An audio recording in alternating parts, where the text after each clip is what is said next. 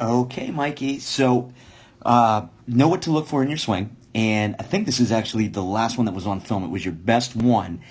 And I've got low from the Rangers on the other side from this morning that really illustrates a point. So, as we're watching you go through, you're doing a good job watching you get your back hip loaded. That's good. Back hip's definitely loaded. Now, I think you can continue to work on having your back leg be a little bit more in control of your stride.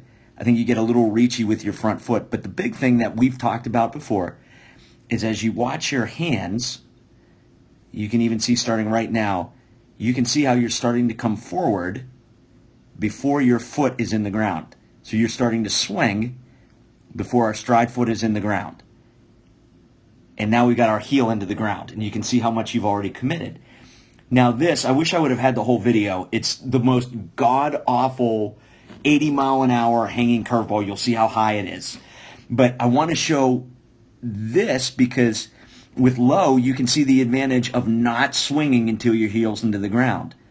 Now, he's going to take a much longer stride, and that the ability to do that will come a lot more with just strength and as strength and athleticism increases.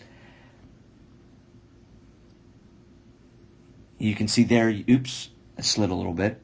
So you can see there we go into toe touch to compare how your hands have just started to come forward a little bit. It's still not in a really bad spot, okay?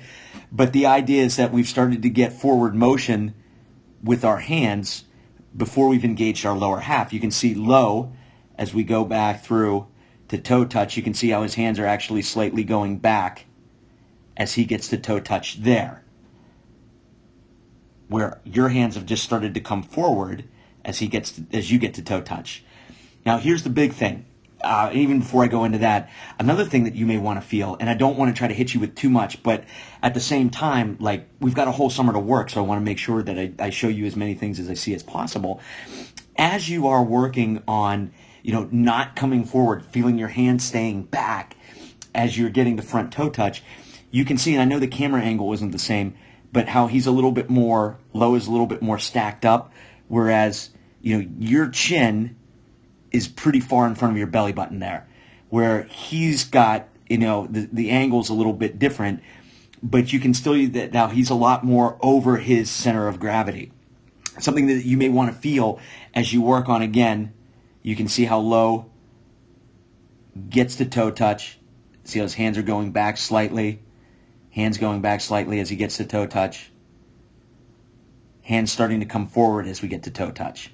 Now, the big difference is, as your heel gets into the ground, from toe to heel, you can see how much that your hands have moved forward because they've already started to come forward. Now, this is a terrible hanging curveball that Low hits, and he's able to hit it because as he drives his heel into the ground, you can see how his hands haven't moved at all. You can see how his back knee hasn't started to turn at all. And I get it, like, this is a major leaguer. This is, like, the best in the world at what they do. But because he hasn't committed to hit until that heel comes in, now he's able to just keep sliding, and now he starts to turn with his hand still all the way back there as he gets to this terrible hanging curveball that he hit out. You can see how high that pitch is. So again, as you work, you want to feel yourself, okay, I'm going to make sure that everything is back as far as my hands on my stride, that my hands are going back on my stride, not forward. So when I get to toe touch, you can get a little more weight off your back leg. Let's go back to our major leaguer. You can see how he gets a little bit more weight off of his back leg, but see how he's a lot more stacked up. Your chin's a little bit forward, so I wanted to show you that part too. But the big thing is we want to feel, okay, nothing is going to start to go forward until that heel slams into the ground. There's your heel into the ground. And because nothing's gone forward till that heel stays into the ground, he's able to stay back on this breaking ball and hit it out, whereas your hands just come a little bit soon, and you're doing better, but you can still see you get that little bit of an around action because you've started your lower half first. As I just kind of roll through, you can see how your hands start a little bit early on your swing, And as we go with low, you can see how the lower half engages before his top half comes in.